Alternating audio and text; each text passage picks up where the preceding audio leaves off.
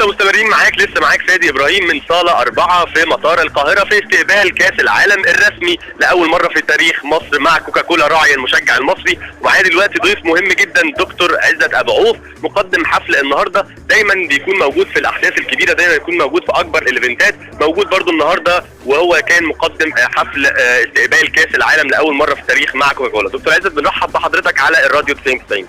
أنا برحب بحضرتك تماما وبرحب براديو 9090 وفخور جدا زي ما حضرتك قلت إن أنا أقدم حدث هام جدا وتاريخي جدا زي بتاعنا.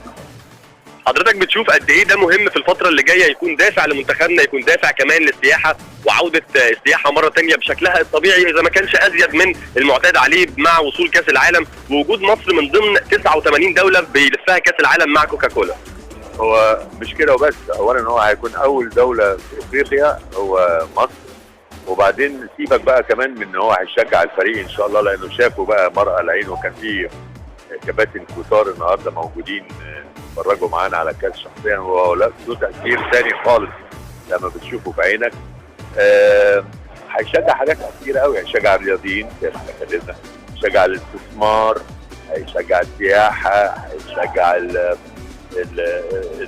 الناس بالظبط.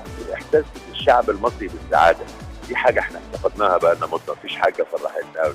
فالحمد لله في اسبوع واحد حاجات كتير قوي حصلت، يعني الاهلي كسب افريقيا، الزمالك كسب مصر، ودي حاجه فرحاني انا شخصيا لاني زملكاوي، كاس العالم جاي يزورنا، يعني الصراحه كلها حاجات تدعو للتفاؤل وتدعو للسعاده ان شاء الله. دكتور عزت خلينا برضو يعني نستغل فرصه وجود حضرتك معانا على هوا الراديو 9090 ونعرف يعني اهم الاعمال اللي حضرتك هتشارك فيها في الفتره اللي جايه.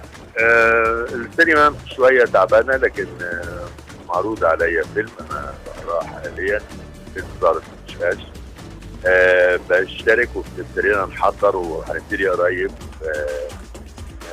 مسلسل اسمه العمليه ميسي، وده مع احمد حلمي ان شاء الله. وبصور حاليا حاجه برضو اسمها القضيه اكس، ودي حلقات منفصله وربنا يسهل ان شاء الله والامور ترجع للطبيعه مره ثانيه ان شاء الله.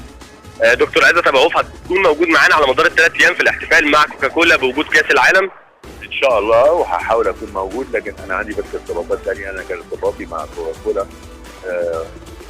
هو النهارده، بعد كده حسب بقى وقتي انا نفسي ان انا اكون موجود لانك شفت الاحتفال كان عامل ازاي، ويا ريت الساده المستمعين كلهم كانوا معانا عشان يتفرجوا معانا على قد ايه الموضوع كان جميل وقد ايه كان مشهور. دكتور عزت أبو عوف يعني مقدم حفل النهارده في استقبال كاس العالم لاول مره في التاريخ. نشكر حضرتك جدا انك شرفتنا على الراديو 9090. متشكر جدا لحضرتك، ويعني انا بشكر كل مستمعين راديو 90.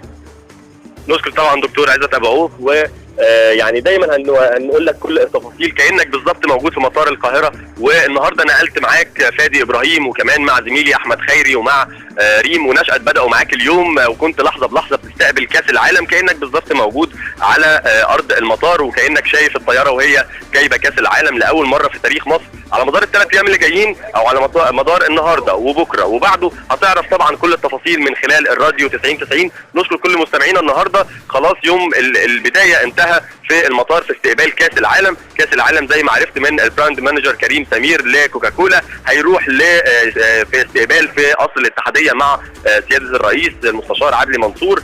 بعد كده هينتقل لمدينه الانتاج الاعلامي في جولته الاعلاميه، وبعد كده بكره هيكون في اليوم الخيري. اما يوم السبت ما حدش ينسى هيكون في الكرنفال الكبير جدا في عند الاهرامات للاحتفال بكاس العالم في مصر مع كوكاكولا راعي المشجع المصري. كنت معاك فادي ابراهيم من مطار القاهره، وشكرا جدا لكل مستمعي الراديو 9090 اللي دايما هواها مصر.